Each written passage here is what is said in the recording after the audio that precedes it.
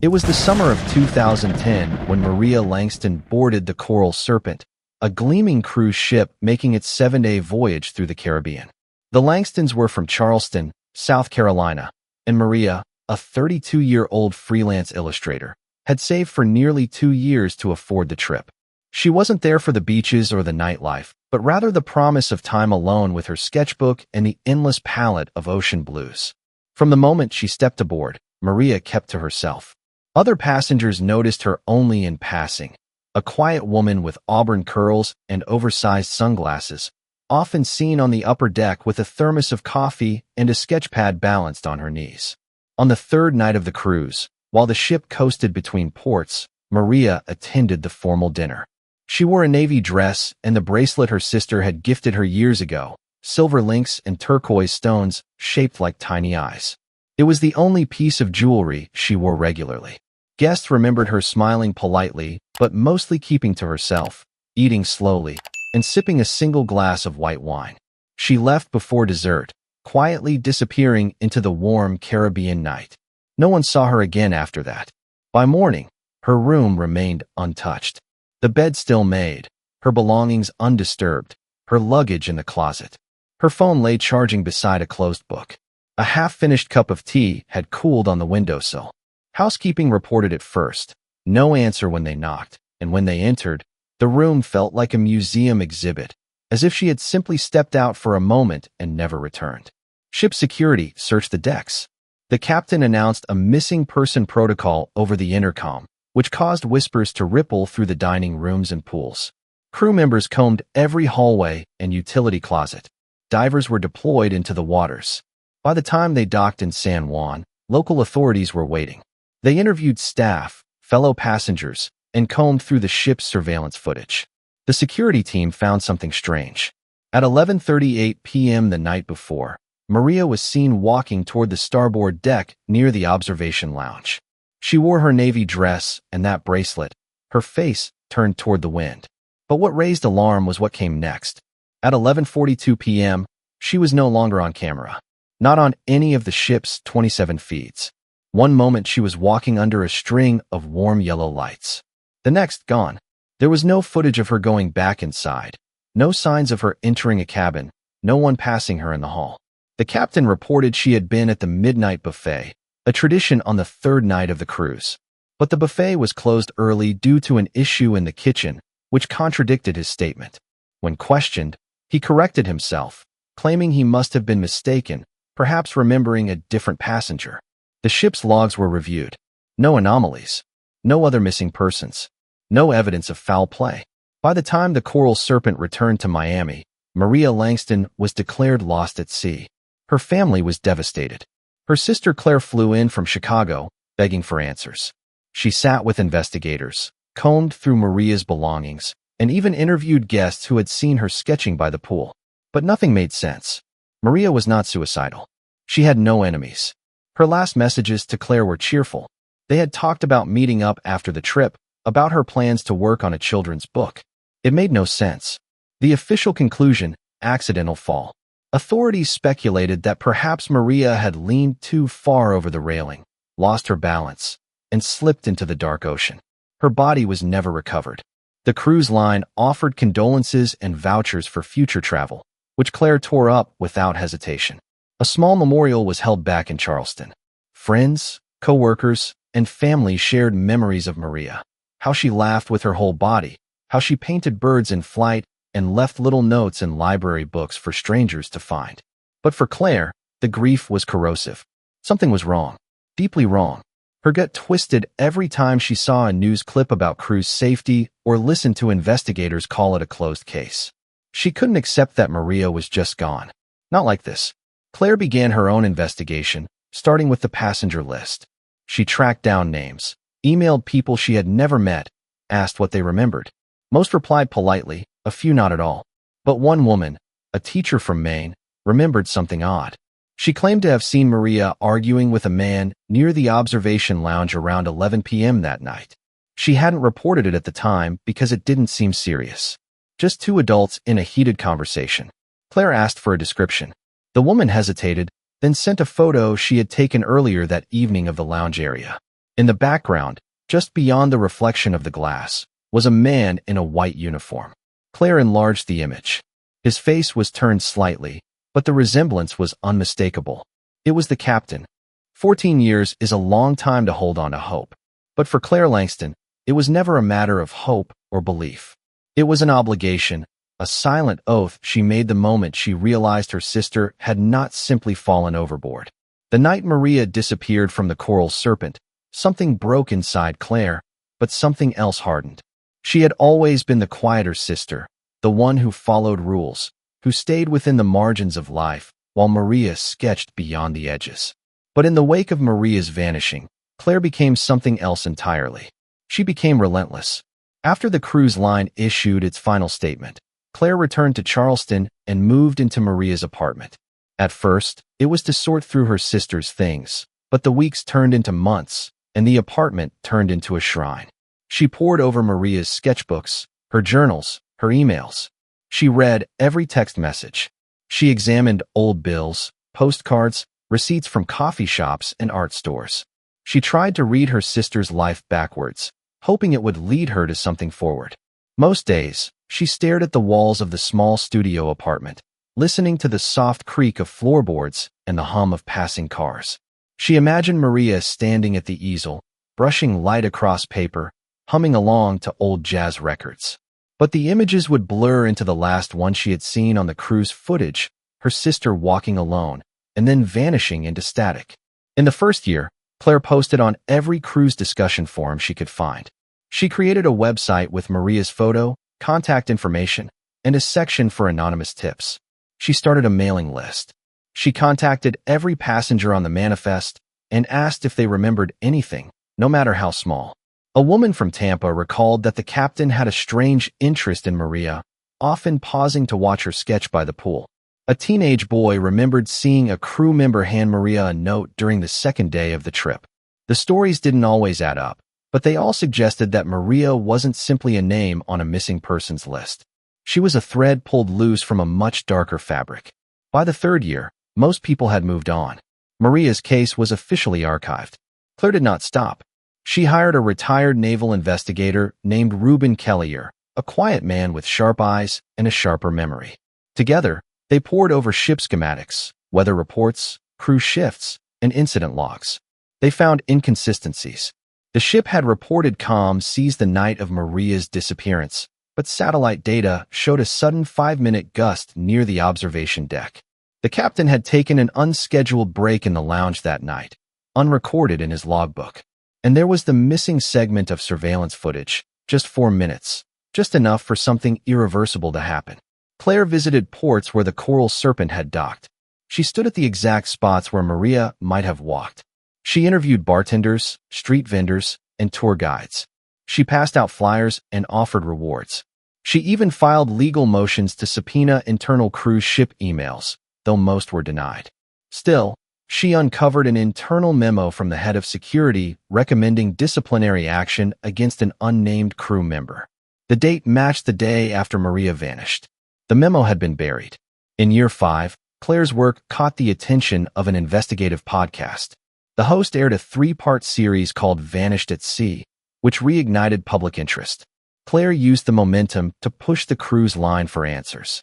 They issued a new statement reaffirming their findings, but the podcast had already sparked something deeper. Former employees began reaching out anonymously. One of them, a cabin attendant named Joel from the Philippines, claimed to have heard a struggle near the captain's quarters that night, but had been told to keep quiet. Another former chef mentioned that the captain had ordered an unusual late-night meal for 2, lobster and champagne, delivered to his private suite at 11:30 p.m. The implications were chilling. Claire documented everything. She built timelines and cross-reference statements. She organized it all into a binder she called the map. She presented it to 2 separate federal investigators. Each time, they listened, nodded, and said the evidence was too circumstantial to reopen the case. Each time, Claire returned to Maria's apartment and wrote another letter to her sister, describing every detail she had found. She kept the letters in a box under the bed. On the 10th anniversary of Maria's disappearance, Claire returned to the ship. The Coral Serpent was still in operation, though under new management. She booked the same cabin Maria had stayed in. She walked the same hallways. She stood on the same observation deck at 11:38 p.m. under the same string of lights. She looked over the railing and stared into the sea, trying to imagine what Maria had seen. She waited there for hours, until the wind died down and only the sound of the ship's engines remained. Then she whispered her sister's name into the darkness. But the world kept turning. Other cases, other tragedies, took the public's attention. Claire kept searching. In year 12, her research led her to an online message board frequented by cruise employees. She found a thread discussing unusual incidents on various ships. One comment caught her eye. It read, "I was on the Coral Serpent in 2010. Something happened that night. Something we were all told to forget." The user never replied to her messages. His profile went dark days later. Claire printed the comment and added it to the map. In year 13, Claire began compiling a book. Not a memoir, but a meticulous account of every fact, every discrepancy, every silence. She titled it "The Deck Was Never Empty." Publishers turned her down, but an independent press agreed to release it. It sold modestly, but enough to reach the hands of someone unexpected. A young woman in Florida, a law student whose aunt had worked on the Coral Serpent, contacted Claire with a single photo. It showed the captain and two security officers entering what appeared to be a storage area labeled for maintenance use only. The date on the photo matched the night Maria vanished. Claire studied the image until her eyes ached. The door they entered wasn't on any of the ship's public maps. 14 years after Maria disappeared, Claire received a call from an attorney representing the cruise line. The Coral Serpent had been decommissioned. The company was reviewing old inventory. In the captain's private safe, they had found something. A silver bracelet with turquoise stones. Claire sat on the edge of her bed, staring at the bracelet now enclosed in a clear evidence bag on her nightstand. 14 years had passed since her sister disappeared, yet seeing the silver and turquoise again brought a surge of emotion that made it hard to breathe. The cruise line's representative had explained that the safe was found during the decommissioning process, tucked away in a locked compartment behind the captain's old quarters. No one had known about it, or at least, that was the official line. Claire had her doubts. She held the bag gently in her hands, turning it over, studying every detail. The clasp was still faulty, as she remembered. Maria had broken it once, and Claire had taken it to a jeweler for repair. There was no mistaking it. This was her sister's. It was more than jewelry. It was a message. It had been placed somewhere intentionally, not lost, not discarded. Someone had hidden it. That meant someone had known what happened to Maria all along. Claire's fingers shook slightly as she reached for the small wooden box where she kept the old cruise photos. They were faded, but still legible.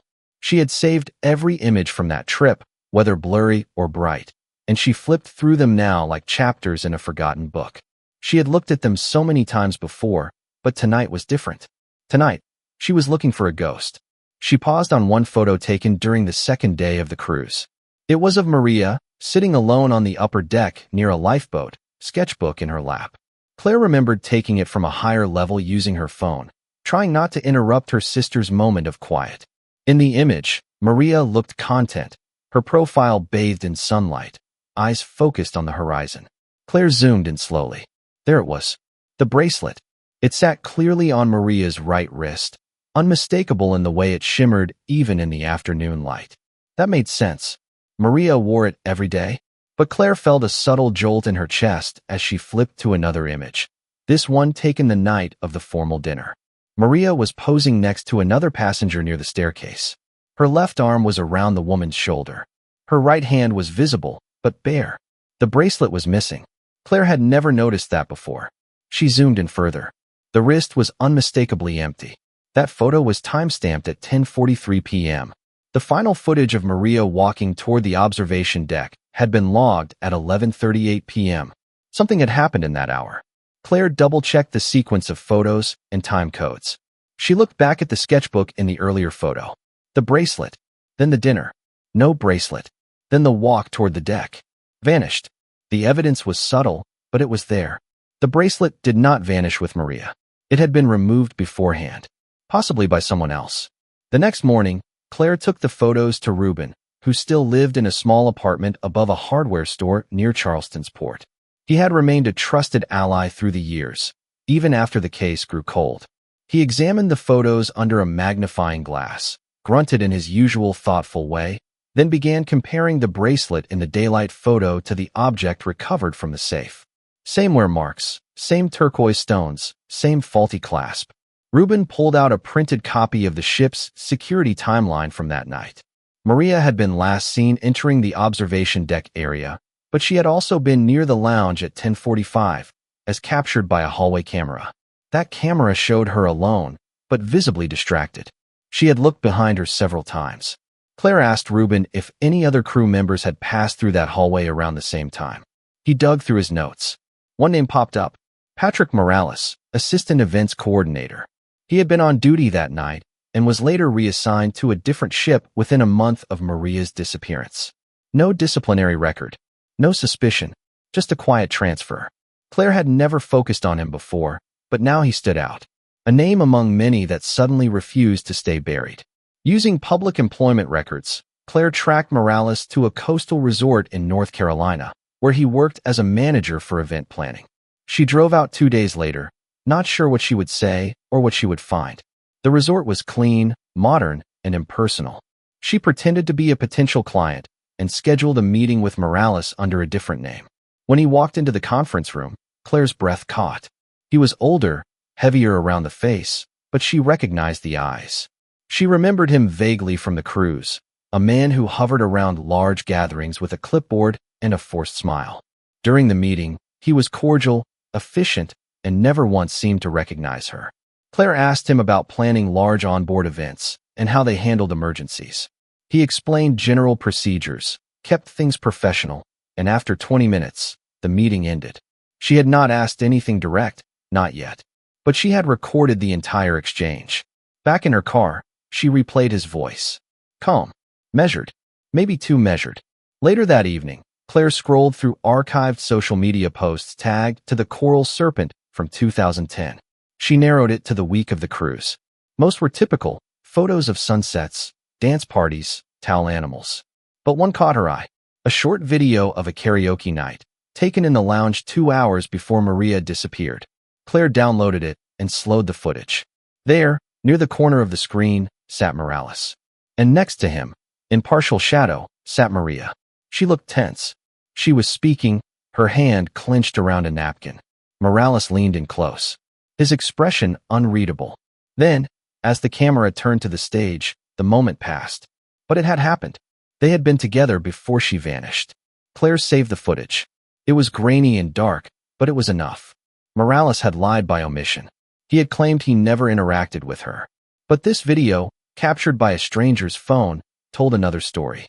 A story that had remained buried in digital dust for 14 years. That night, Claire sat at her kitchen table with the map spread out before her. She added the new photos, the video stills, the timeline. A fresh trail had opened, faint but undeniable. The missing bracelet had been more than a clue. It had been a signal. Someone had removed it, possibly during a confrontation, and then hidden it in the one place no one would ever dare search until the ship itself was decommissioned.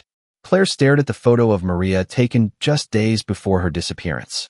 Her smile was gentle, eyes squinting into sunlight.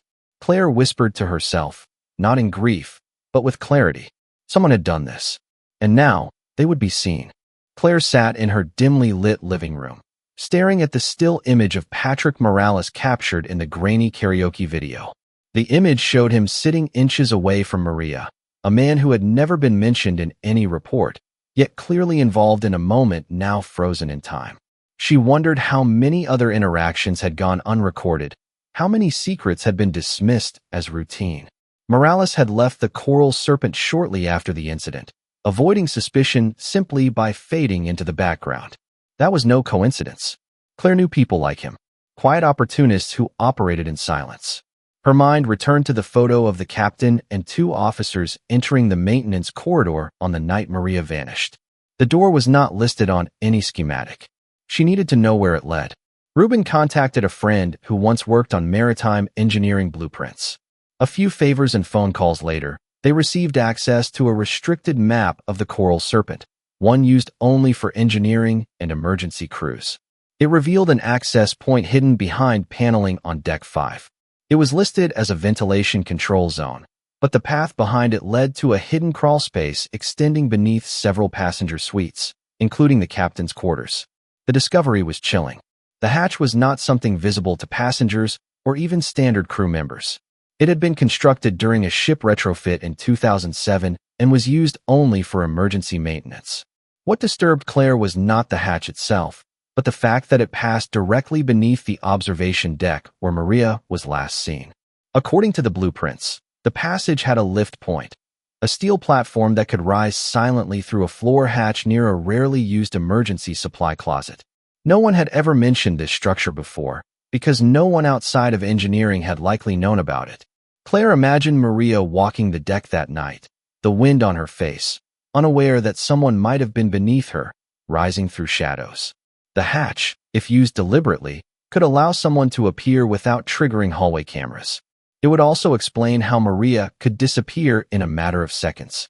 The footage only showed her walking into the frame, never leaving. Claire's hands trembled as she ran her finger across the diagram, tracing the route from the crawl space to the captain's quarters. It was no longer speculation. It was design. Claire compiled her findings into a report and sent it to a contact at the Department of Maritime Investigation. She included the photo of the maintenance door, the hidden blueprint, and a summary of her suspicions. She had learned by now that waiting for officials to act would only delay the inevitable. This time, she intended to expose the truth regardless of their response. She updated her website, publishing a new post titled "The Passage Below." The post outlined the architecture of the Coral Serpent and its concealed infrastructure. Readers responded instantly. Survivors of other cruise lines began reaching out, some describing similar layouts on ships built by the same manufacturer. One former engineer claimed that hidden access points were standard for security reasons, though rarely used for anything other than inspections. Another retired electrician sent her a blurry photo from 2009 showing a crew member entering what appeared to be the same panel door. Suddenly, Claire was not just uncovering a single case. She was uncovering a pattern, a system that allowed people to vanish in plain sight. It was horrifying. She drove to the port where the Coral Serpent was now docked in dry dock. The ship's hull loomed overhead, stripped of color, its name partially removed as part of its dismantling. Claire showed her credentials to the guard and presented a letter of clearance from the legal team that had previously granted her access to Maria's cabin. The port manager escorted her aboard, and she walked through the hushed, half-gutted halls with reverence. The ship felt like a carcass now, its beauty gone, its secrets more tangible than ever. She led the manager to Deck 5 and pointed to where the panel had once been. It had been removed, but the outline was still visible. Beneath it, a rusted frame indicated a drop hatch that led downward. Claire asked to see the crawl space, but the manager hesitated, citing structural concerns. Still, he allowed her a glimpse through the opening. The space beneath was narrow, dark, but real. She snapped photos, documenting the width, the route, the connections.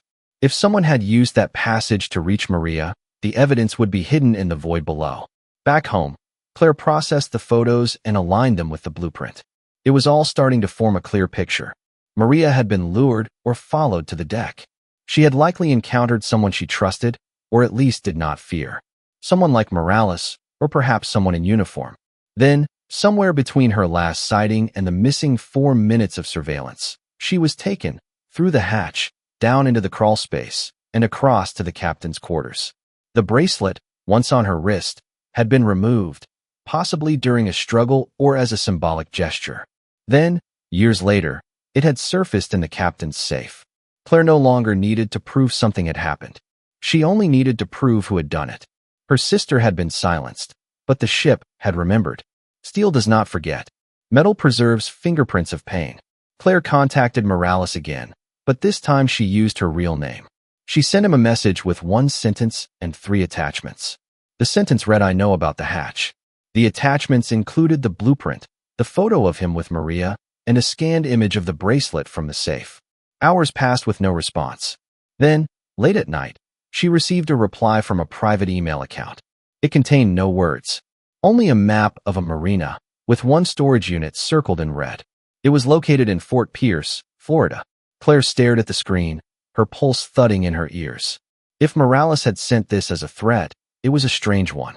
If he had sent it as a clue, it might be her first direct lead in years. She forwarded the image to Ruben and began planning the trip. Whatever waited inside that unit might be the key. She had no illusions that it would be safe. But she had waited 14 years to face what hid in the silence. She would not stop now. The morning air in Fort Pierce clung heavy with salt and heat as Claire pulled into the lot behind the marina, the one marked in red on the map Morales had sent her. Her car trembled slightly as she killed the engine, hands gripped tightly around the wheel. Her heart was a dull thump in her chest. Not fear exactly, but something sharper, closer to readiness. She had driven down from Charleston in silence. The road stretched out like a ribbon of waiting. Ruben had offered to come, but Claire had insisted on going alone. Whatever was waiting in that storage unit, it was meant for her. The marina was a sprawl of chain-link fences, boat slips, and storage sheds. The unit circled in red was at the farthest corner, near a disused dry dock. It looked ordinary. Its door was unmarked and rusted, the kind of place you might store old life jackets or forgotten fishing gear. But Claire knew better than to expect anything simple. She stepped from the car and approached slowly. She had memorized the code Morales included in a follow-up message. Her fingers entered the numbers with mechanical precision. The lock clicked. The door creaked open. Inside the unit was darkness and the thick scent of mildew. Claire flicked on her flashlight and swept it across the interior. There were plastic bins stacked along the wall, a rolled-up tarp, and a wooden crate nailed shut. It was the crate that drew her. She moved closer, heart pounding, and knelt beside it. The wood had been painted over at some point, but faint lettering still bled through the surface. It bore the Coral Serpent's registry code. Claire paused. The crate did not belong in a random marina shed. This had been transported, hidden. She grabbed the pry bar she had brought from the car and wedged it beneath the lid. The nails groaned, but gave way. The lid lifted. Inside was a collection of items laid carefully over a layer of foam padding. There was a white uniform jacket with faded insignia. There was a sealed plastic bag containing a logbook. And there was a folder marked with a date. The date matched the night Maria had vanished. Claire reached for the folder first. Inside were printed documents, schedules, staff rosters, copies of security reports that had never been included in any official file. One page stood out. A disciplinary notice addressed to Morales, citing unauthorized use of restricted ship areas. The date had been crossed out with ink, but it was still legible. Claire knew then that Morales had not been acting alone. He had tried to come forward once. Perhaps this was his penance. Perhaps guilt had finally pushed him to expose what others had buried. She moved to the logbook next. The entries were detailed, almost obsessively so. It was a record of crew movements, security bypasses, and unauthorized entries into the captain's quarters. The name Langston appeared 3 times. Once next to a note about her request to sketch on the bridge. Once linked to a mention of a late-night conversation. And once in a brief, chilling entry that read subject escorted below for discussion. No time listed. No outcome. Claire stood in the center of the storage unit as the weight of these words settled over her. She had known Maria had not simply fallen. She had known something deeper had been at play. But now she held evidence that proved it. Documents that showed a conspiracy not of silence, but of deliberate action. The crate contained other items too. A ship map with handwritten notes. An audio recorder. A flash drive. Claire packed it all into a backpack and left without looking back. She drove to a nearby motel, locked the door, and began cataloging every piece. The flash drive contained a folder of digital logs, time-stamped messages between officers, and a voice memo file labeled only with a date. She clicked play. The voice was male, rough with static. It spoke of Maria, of her being seen on the deck, of the captain ordering a quiet retrieval. The voice said too much and not enough. But it confirmed what Claire had suspected. Maria had been targeted. Claire spent hours digitizing the materials, scanning documents, and backing up every file in triplicate. She contacted Ruben and sent him encrypted copies. They agreed to meet within 24 hours. The next morning, before leaving Florida, Claire made one stop. She found a quiet pier, facing out toward the Atlantic. She took the bracelet from its protective sleeve and held it in her palm. It was warm from her touch. The silver caught the light like a whisper. She pressed it to her lips once before returning it to her bag. Then she turned away from the sea and began the long drive home. In Charleston, Reuben waited at his apartment, his desk cleared except for a laptop and 2 cups of coffee. Claire arrived just after sunset. They began sorting the materials into a timeline, creating a new dossier, one that would be impossible to ignore. The hatch, the safe, the documents, the audio, a web that now had structure and undeniable depth. They prepared an official submission to the Department of Maritime Oversight, including a full report and all supporting media. Claire knew it might still be ignored, but she also knew something had shifted. She had the evidence. She had a path. The secrets that had been hidden in the safe were now in the open. The Coral Serpent had tried to forget, but memory lived in records and hidden compartments. It lived in the voice of a man who could no longer carry the weight. Claire mailed the submission. Then she opened her laptop and updated the website again. This time the post was called The Safe That Spoke. The public responded with outrage, support, and calls for investigation. News outlets picked it up. Journalists requested interviews. Claire gave one. She spoke calmly, directly. She mentioned the safe, the logs, the missing footage, and the name Morales. Within a week, authorities reopened the case. Claire was summoned for a formal deposition. She brought the folder, the drive, and the recorder. She answered every question. When they asked what she wanted, her answer was simple. She wanted the truth. She wanted the people responsible held accountable. And she wanted the world to remember that Maria Langston had not disappeared. She had been taken. Claire left the office that day not with closure, but with fire. The safe had not only revealed the bracelet. It had revealed the architecture of betrayal, the blueprint of silence, the echo of a voice that finally dared to speak. And now, 14 years after her sister vanished into the night, Claire stood no longer alone. The reopening of the investigation set off a chain reaction Claire had both hoped for and feared. The media pressure forced the cruise line into issuing a formal statement, promising full cooperation. The company claimed it had no knowledge of any internal cover-up, and that any misconduct that may have occurred was the result of individual decisions, not systemic negligence. But Claire had learned not to take statements at face value. The past 14 years had taught her that truth required excavation. Within days, new searches began aboard what remained of the Coral Serpent. Investigators scoured the captain's quarters, this time with forensic precision. Then, in a drawer behind a false panel in the former captain's desk, they found a small leather-bound book. The pages were thick, curled slightly at the edges, and filled with neat handwriting. It was a personal log, not the official maritime entries required by protocol, but a private reflection kept by a man who had commanded thousands of lives from behind a polished door. Claire was given access to the scanned copy. As she opened the file and saw the handwriting flow across the screen, she felt the room constrict around her. This was the voice of the man who had last seen her sister alive. The first pages were mundane. Weather notes, personal thoughts, observations about crew performance. But as the entries progressed toward the date of Maria's disappearance, the tone shifted. The captain began writing about a passenger who intrigued him, a woman who always sat alone on the upper deck, who sketched clouds and watched the horizon with a patience that unsettled him. He never named her, but the descriptions were unmistakable. He wrote about approaching her once, under the guise of polite conversation, only to feel dismissed by her lack of interest. The entry following that encounter was darker. He described feeling challenged. He wrote about the need to remind people of the structure aboard his ship. His language was veiled but heavy with implication. Claire read each line with growing tension.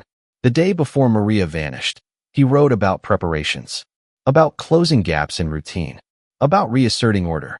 Then, on the night itself, the entry was only 3 sentences long. The guest has entered the outer deck alone. The situation has been handled. Maintain all appearances. Claire stared at those words for a long time, her fingers frozen above the keyboard. The implications were clear. The captain had orchestrated something deliberate. He had watched Maria. He had chosen the moment. He had taken steps to ensure that no one would interfere. The journal did not offer a confession in the traditional sense, but it mapped the psychology of control, of entitlement. It documented a mind that saw passengers not as people, but as parts of a system he ruled. Claire printed the entries and pinned them to her growing wall of evidence. This journal, along with the audio files, logs, and the recovered bracelet, formed a timeline so detailed that no agency could ignore it. Investigators agreed. The journal was authenticated, matched to the captain's known handwriting. It was ruled admissible. Claire watched the press conference live. A federal spokesperson confirmed that the Coral Serpent case was no longer closed. It was now a criminal investigation. Charges could not be filed against the captain, who had died years earlier. But others, including those who enabled or concealed his actions, were being identified. In the following days, former crew members were brought in for questioning. Claire was informed that Patrick Morales had entered protective custody. He was cooperating with authorities, providing names, detailing events. He admitted to escorting Maria into the lower deck area at the request of the captain. He said he had been promised a promotion, told it was part of a disciplinary protocol. When he realized what was really happening, it was too late. His guilt had kept him silent for over a decade. He told investigators where to find additional logs. They were buried deep in an encrypted company server. It took digital forensic teams 3 days to unlock the files. Inside were security overrides, crew directives, and private messages between the captain and senior officers. One of the messages read, "Do not question my methods. I maintain order. This is my vessel." Claire read that line again and again. Maria had not been lost. She had been taken under the guise of authority, and no one had stopped it. In Charleston, Claire sat with Ruben to draft a full public summary of the case. They organized every detail, every document, and sent it to major news outlets. Within a week, the Coral Serpent investigation was front-page news. Survivors from other voyages began coming forward. Some recalled inappropriate behavior by senior crew. Others remembered rumors of passengers being reprimanded quietly, removed from public spaces without explanation. The pattern was horrifying. The cruise line was forced to acknowledge that its oversight had failed catastrophically. It issued a formal apology to the Langston family and promised financial reparations, though Claire knew no amount could ever restore what was taken. She accepted the apology not as closure, but as a marker. The world now knew the truth. The hidden journal, found behind a false panel, had spoken louder than any press release ever could. On a quiet afternoon, Claire walked to the shoreline where she and Maria had once collected seashells as children. The sun hovered low, turning the water gold. She sat in the sand and opened a notebook of her own. Not to write evidence, not to build a case, but to speak to her sister. She wrote about the wind, about the way the waves had not stopped since the night Maria disappeared. She wrote about the people who had come forward, the ones who remembered, the ones who helped. She told Maria that the silence had ended, that the truth was out, that her story had changed more lives than either of them could have imagined. Then she closed the notebook, pressed her hand to the cover, and sat in the stillness. The sea rolled on, but now it carried more than memory. It carried justice. And justice, Claire had learned, could travel a long way in the dark. In the days following the public release of the captain's journal, Claire's focus shifted from discovery to understanding the wider web of complicity aboard the Coral Serpent. Each document, each recovered file, pointed not only to the man at the helm, but also to the people who had operated silently around him. Patrick Morales had admitted his role, but as the investigation deepened, another name surfaced. His name was Caleb Voss, a junior bartender who had worked the late-night shifts in the upper deck lounge. He had been young at the time, barely 22, and had disappeared from maritime employment records shortly after the cruise. Claire remembered him vaguely, a quiet figure always polishing glasses and moving briskly between tables. A search through old social media archives brought up a few tagged photos. He appeared in the background of several snapshots taken by passengers, never central, always at the edge. One image showed him glancing sideways toward a figure now known to be Maria, his expression tight and uncertain. It was a look Claire had seen before in people wrestling with secrets too heavy to carry. With Ruben's help, she traced him to a small town in Oregon where he now worked as a barista in a bookstore cafe. She flew there without announcing her arrival, uncertain if he would even speak to her. When she entered the cafe, she recognized him immediately. He looked older, his hair shorter, posture a little more guarded. She ordered a drink, waited until he handed it to her, then softly said Maria Langston. His hands froze. His eyes met hers. And in that single moment, everything changed. They sat in the back of the shop after his shift ended, the air filled with the scent of coffee and old paper. He stared at the table for a long time before speaking. He said he remembered her. The woman with the sketchbook. The one who always tipped well and never stayed too long. He said he had served her on the night she vanished. That she had come in late, ordered hot tea, and sat near the window overlooking the sea. She had seemed nervous, distracted. She had asked him a question, one that chilled him even now. She had asked if anyone had ever disappeared from the ship before. He said he told her no, not that he knew of. She had nodded, said nothing else, but left without finishing her tea. Minutes later, he had seen her in the hallway with Morales. They had been walking in the direction of the observation deck. Morales had his hand gently at her back. It had seemed routine, except something about the angle of her shoulders suggested reluctance. Caleb followed them at a distance. He did not know why. Instinct maybe. Fear. He kept himself out of sight, stopping short of the corridor where they turned. Then he heard something. A sound that did not belong. A quick, muffled yelp. The sound of movement. Then silence. Caleb stepped back, unsure of what he had witnessed.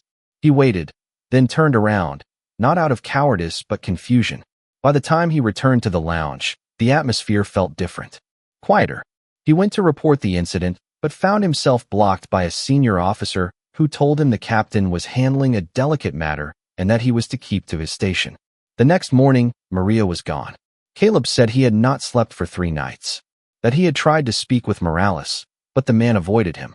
When he did corner him near the staff kitchen, Morales had looked pale, sick even. He told Caleb to forget it. That things happened on ships sometimes. Caleb said he had quit as soon as the cruise ended. Left the industry. Changed jobs. Changed coasts. But he had never forgotten. He had wanted to come forward. But who would believe a bartender over a captain? And now, hearing Claire's voice, seeing the photo of Maria again, he realized that silence had become another crime. He agreed to testify. Claire recorded his statement, sent it directly to the investigation team, and added a copy to the archive she now called the Wake. With Caleb's testimony, the missing link in the timeline was restored. Maria had sensed danger. She had tried to voice it. She had looked for help, and someone had heard her. Caleb's small act of remembrance, though too late to stop what happened, became a vital part of Maria's story. The report was updated. The prosecutors took interest. It was no longer a question of whether wrongdoing had occurred. It was a matter of how deeply the deception had gone. Claire returned to Charleston with a sense of momentum she had never felt before. The circle was closing. And yet, even as the pieces aligned, she knew that what had been lost could never be measured only in timelines or testimonies. It was measured in empty chairs, in birthdays missed, in the shape of Maria's absence that no justice could fill. But still, this mattered. Every truth brought into light made the silence smaller. Every voice that broke the hush of fear made the memory stronger. Claire looked out at the Atlantic from her apartment window that evening and whispered not a prayer, but a promise. The storm that had taken her sister was finally breaking, and the world would know exactly who had let it grow. Claire spent the following days cataloging everything Caleb had revealed. His testimony clarified not only Maria's last known movements, but also her state of mind. The fear, the tension, and the question she had asked him about disappearances. That question weighed heavily on Claire as she returned to Maria's personal belongings, particularly the contents of her recovered cell phone. The cruise line had claimed it was left in her cabin, but the device had never been returned until now. It arrived in a sealed envelope, its battery long dead, and its data untouched since 2010. Claire charged it slowly, expecting perhaps to find photos or messages. What she found instead was a draft folder containing unsent notes. One of them, written the evening before Maria vanished, read simply, "I need to leave early. Something is wrong. I do not feel safe." Claire stared at the message, realizing Maria had been trying to escape before the nightmare unfolded. The note became the center of Claire's next submission to the investigators. Maria had been making plans, quiet ones. Claire believed she intended to disembark at the next port without notifying anyone. That explained the absence of personal items packed or prepared. Maria likely did not want to alert whoever she feared. She may have even tried to send the message but hesitated at the last moment. Claire contacted a cybersecurity consultant who managed to extract a partially deleted calendar entry from the phone's memory. It listed a private ferry service scheduled from the next port of call to a nearby island. The reservation was under an alias but linked back to Maria's email. The booking had been paid for in cash. Claire remembered how thorough her sister could be when she was afraid. The plan had been in motion, but someone must have discovered it. The ferry company confirmed that the passenger registered under the alias never arrived. The ticket remained unused, the manifest unaltered. Claire shared this with the investigative team, who added it to the expanding case file. What emerged was a chilling picture. Maria had recognized something dangerous aboard the ship. Perhaps she had seen something she was not meant to. Perhaps someone had warned her. She had chosen not to confront, but to flee. She had almost made it. Claire imagined her sister standing on the deck, knowing help was within reach, yet also knowing time was short. That sense of urgency, of hope mingled with fear, was now a ghost trailing every page of the report. Investigators revisited the crew logs and confirmed that the captain had received an unlisted communication that same night. It had been labeled routine operations and encrypted, but when decrypted, the message was brief and alarming. It stated that the subject was planning to exit at the next port. This meant someone had intercepted Maria's intent. Someone had watched. The implication was clear. Her decision to leave had triggered the final chain of events. Her disappearance was not spontaneous. It was reactionary. Claire updated her wall of evidence, placing the unsent note and the calendar entry near the recovered photo of Maria at the lounge window. Her story was no longer fragmented. It was a timeline of purpose interrupted. The weight of this discovery deepened Claire's sense of mourning, but also sharpened her resolve. Maria had not simply vanished into the dark ocean. She had tried to survive. She had acted with clarity and strategy, attempting to outpace the forces closing in. That realization changed how the public saw her. No longer just a victim, Maria became a symbol of quiet resistance. Her planning, though ultimately thwarted, became an act of bravery that echoed louder than ever. Journalists began to include these details in their coverage. Documentaries picked up the narrative. The story was no longer just about what happened to Maria. It became about what she tried to prevent. Claire watched the growing wave of awareness with guarded gratitude. She continued her efforts quietly, meeting with officials, organizing timelines, and preserving every discovery. She printed the ferry booking, the unsent note, and placed them in a protective case. Then she laid them beside the bracelet on her sister's old desk. These were the final acts of a woman who had known danger and chose to act. Claire would ensure that these pieces would speak for her in every courtroom, in every interview, in every public remembrance. Maria Langston had planned to leave. She had planned to live. And though she was stopped, her truth now moved freely, carried forward by the sister who had never stopped listening. Following the revelations about Maria's intent to leave the cruise early, the investigative team returned to the Coral Serpent with renewed urgency. Though the ship had been largely stripped for decommissioning, certain areas remained intact, especially the captain's former quarters. Claire had mentioned the strange positioning of the maintenance hatch and its proximity to those rooms. She had also reviewed the photos taken during the first inspection and noticed something unusual about one wall in particular. It was the one behind the main mirror in the captain's suite. In every documented photo of the room, the mirror appeared slightly off-center, its edges subtly misaligned with the rest of the wall. Claire passed the detail to the lead investigator, who ordered a thorough structural check. Engineers on-site brought in tools and began examining the wall. Within hours, they discovered that the mirror had been mounted over a false panel, one that swung inward like a door. Behind the panel was a narrow cavity built into the wall, about 6 feet high and 3 feet deep. It was not listed on any architectural drawings. The interior was lined with soundproofing material and had been painted black. A single overhead bulb was wired into the top of the space, controlled by a separate switch located behind a loose board near the floor. The compartment was hidden in plain sight. There were scuff marks on the inner walls and a torn piece of fabric caught on a nail. Forensics later confirmed the fabric matched the lining of Maria's navy dress. No one spoke as the team documented the site. The implications were immediate and horrifying.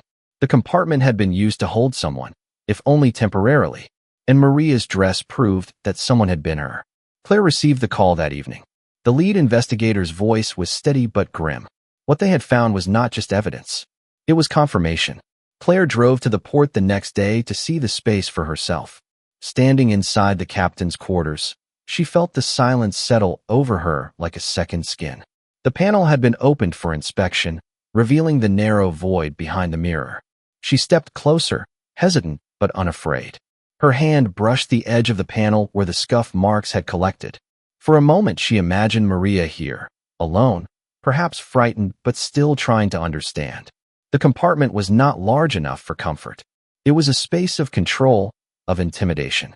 Claire turned to the investigators and asked how long someone could be kept inside without notice. One of them answered softly, "Just long enough." Claire nodded. Maria had been hidden before she vanished. That explained the missing footage. It explained the delay in alerting authorities. And it explained the captain's cold, methodical notes in his journal. Back at her apartment, Claire added the new findings to her wall of evidence. She printed a photo of the hidden compartment and pinned it next to the map of the maintenance hatch. Together, they revealed a calculated system of concealment. Maria had planned to leave. Someone had found out. She had been intercepted, taken through the hatch, and placed into a hidden space within the captain's quarters. The panel, the soundproofing, the overhead bulb, every detail pointed to premeditation. This was not a spontaneous act of violence. It was planned, structured, and worse, it was not the first time such a space had likely been used. The thought sent a chill through Claire's spine. The cruise line issued another statement, this time acknowledging the possibility of criminal misuse of ship structures by senior crew. Legal actions were now in motion. Claire was scheduled to testify before a federal committee within weeks. The media picked up the story with renewed intensity. The hidden compartment became a symbol of everything that had gone wrong aboard the Coral Serpent. News anchors replayed renderings of the room. Advocates for crew's safety demanded full reform. Victim support organizations rallied behind Maria's case, using her name as a call for systemic accountability. Claire found herself both at the center of attention and utterly detached from it. Her mission remained the same.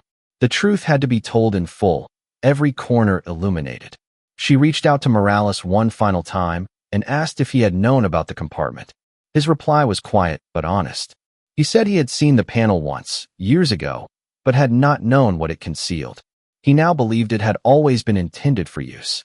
Claire thanked him, not for what he had done, but for what he had finally chosen to reveal. As the sun set over Charleston, Claire walked along the shoreline with a printed photo of the compartment in her pocket. She paused near the water and looked at the horizon, the same place Maria had loved to sketch. The sea was calm, the waves small and regular, as if mourning in rhythm. Claire took out the photo and held it tightly, then whispered her sister's name. She did not cry. There were no more tears left. Only purpose. The wall behind the mirror had once hidden the truth. Now, it stood exposed, its silence broken by light and memory. Claire turned from the water, her steps steady, her path clear. Justice was no longer a question. It was an unfolding certainty. And Maria's story, once buried in a panel of shadows, was now carved into history. The day of the hearing arrived beneath a sky heavy with gray clouds, as if the weight of everything Claire had uncovered now rested above the city itself. She stepped into the federal building carrying a single folder. It was thin compared to the boxes of documents others brought, but it contained only what mattered. The photo of Maria in the lounge, the unsent message from her phone, the schedule of her planned ferry departure, the fabric found in the hidden compartment, and the photo of the bracelet retrieved from the captain's private safe. These were not just evidentiary points. They were symbols. Claire sat down before the panel, looked each member in the eye, and spoke without notes. She told them about her sister, about Maria's quiet strength, her love of drawing clouds, her instinct to trust, and the pain of betrayal that followed. She told them that this had never been a story about a missing person. It had always been a story about those who decided some lives were too small to protect. She explained how silence had allowed harm to hide in uniform, how fear had lived beneath decks and behind mirrors, and how the sea had not taken her sister. People had, and they had built a system to keep doing it. When Claire finished speaking, the room was still. No questions followed. The panel thanked her, but their words were quieter now, less rehearsed. Something in the air had shifted. Her voice had reached them. In the following weeks, the committee announced sweeping changes to cruise industry regulations. Hidden compartments were now subject to mandatory disclosure. All passenger complaints required real-time review by independent monitors. Crew members would receive whistleblower protections, and ships would undergo yearly audits by external agencies. The Coral Serpent was dismantled piece by piece, and its name struck from the company's records. Claire received a letter from the CEO expressing regret, but she placed it in a drawer and never opened it again. She had no interest in apologies that followed silence. She watched the reform spread through headlines, saw advocates cite Maria's story in hearings across the country, and received hundreds of messages from people who had lost someone in ways they never could explain until now. Still, Claire did not feel triumphant. She felt hollowed out and calm, like someone who had crossed a vast ocean and found land that looked nothing like home. She kept the bracelet on her desk for several days, uncertain of what to do with it. It was the first thing she had recovered, and the one thing that stayed with her through every stage of the truth. She had once believed it would be enough, a token of her sister's presence. But now she saw it differently. The bracelet had never been a symbol of Maria's memory. It had been a symbol of how far someone had gone to erase her. And Claire had no desire to keep a relic of erasure. She drove to the shoreline on a warm morning, just as the tide began to rise. The beach was nearly empty. She carried the bracelet in her pocket and walked to the far end of the pier where the wind came strong and steady. She stood there for a long time, the ocean stretching endlessly before her, and thought of the night Maria had stood on the deck of the Coral Serpent, the wind in her hair, the future so close she could reach for it. Claire took the bracelet from her pocket and held it in her palm. The silver had dulled, but the turquoise still shimmered faintly. She whispered her sister's name, then closed her eyes and released it into the water. It arced gently before vanishing into the waves below. Claire stayed on the pier until the tide turned. She thought of everything that had been hidden.